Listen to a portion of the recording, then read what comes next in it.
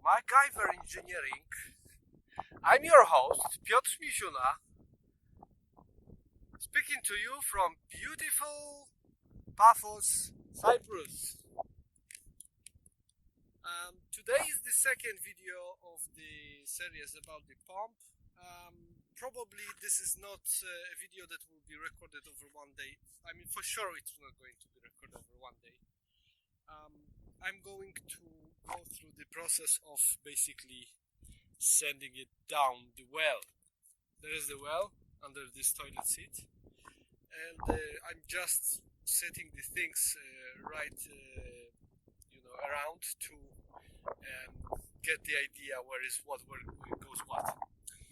The idea is, because the well is, as I measured with a piece of string, it's the surface of the water is about 65 meters down, and the bottom of the well is 90 meters roughly. What that gives me is the,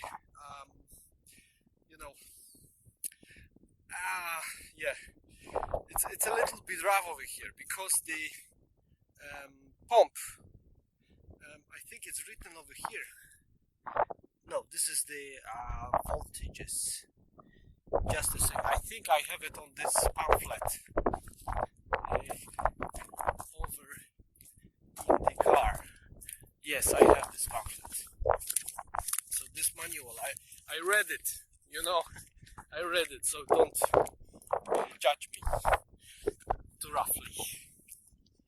Okay, so in this pamphlet there is this interesting statement that first of all, this model of the pump is used below 140 meters borehole.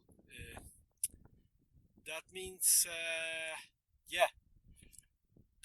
I'm like not really achieving all that thing. I mean this depth. Even if I add like 10 meters up to fill the tank, I'm still 100. But I don't think this would be an issue. But I would give this text a little bit more credit if there would be another over here.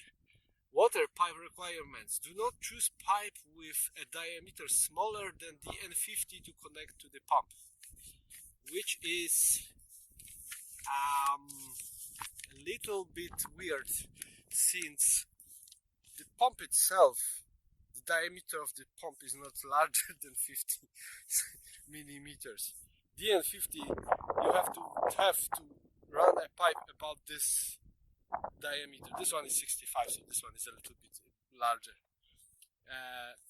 I don't think this could really be the most important. Nevertheless,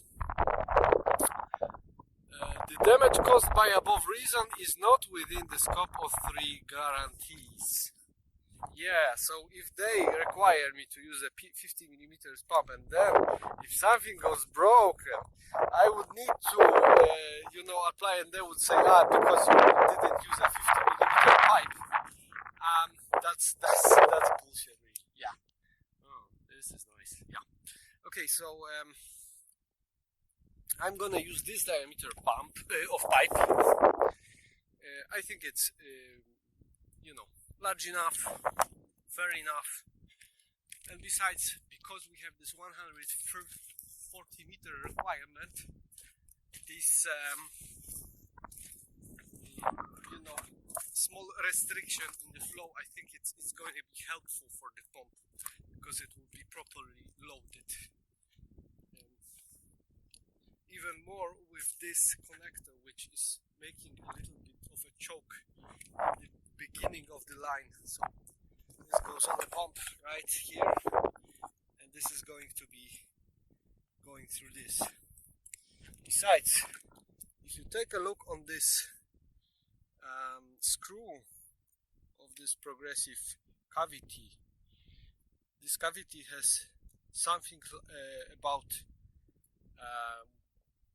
like 2 square centimeters, maybe max. So the diameter of that is about as large as this this hole over here. So I don't think this would choke it, you know, to the death.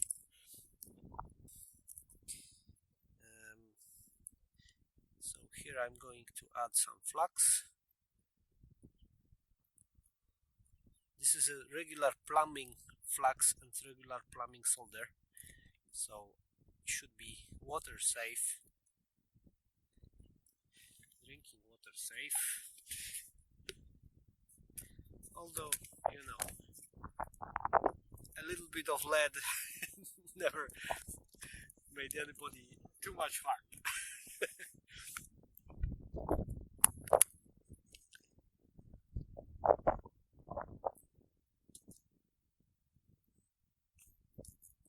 I would prefer not to overheat this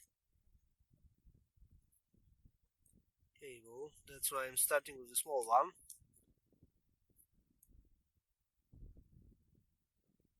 Because I want to use shrink tubes over that.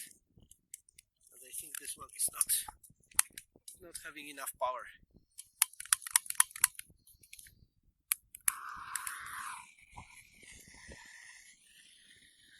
Too much wind.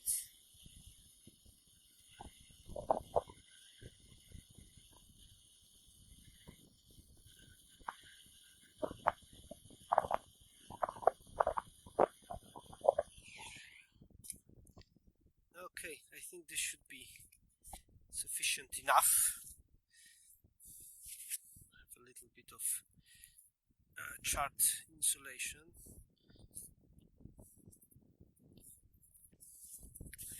Now, because this is going to be connection that will be underwater, I'm going to use this stuff to fill the gaps, because even if you do the proper connection and insulation and so on, and make it watertight, there is still some air inside, and you know, air doesn't like to be like 100 meters underwater, you know. So the water will try to push itself into this. So if you fill this gap with Vaseline, the water will basically equalize the pressure inside and outside to match the Vaseline, the petroleum jelly, and it will not try to get in, because there's already something which is at the same pressure, right? And Vaseline, of course, is also you know, it's going to protect it from oxidation and things like that. You just need to put it horizontally so all the petroleum jelly will not flow out.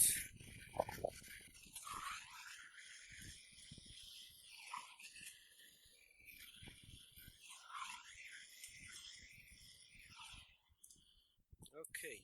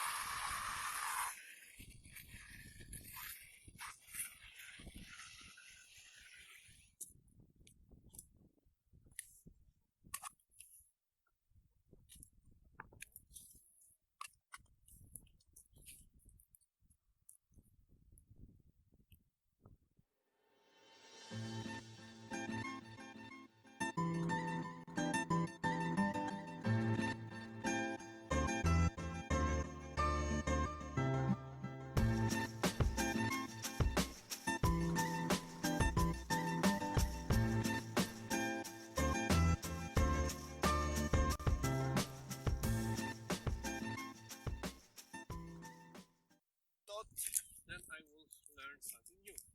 This is the tape I'm using. I'm gonna start from the middle. Yeah, first we need to get a little bit of that exposed.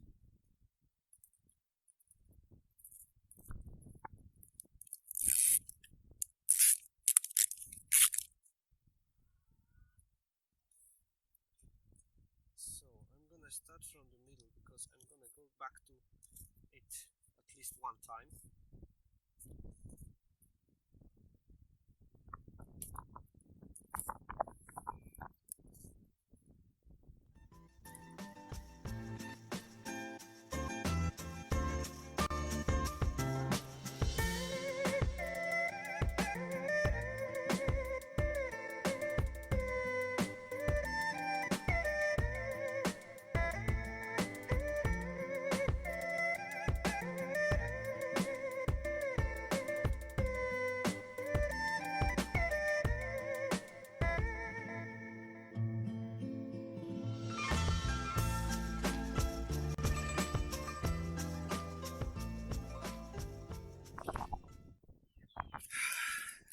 Okay, so I believe this is solid and watertight connection. There's no way anything could get in, and if it will get in, it will, there is already space occupied by the Vaseline, which shouldn't really cause any problem. In this case, we will see how it reacts with the tape.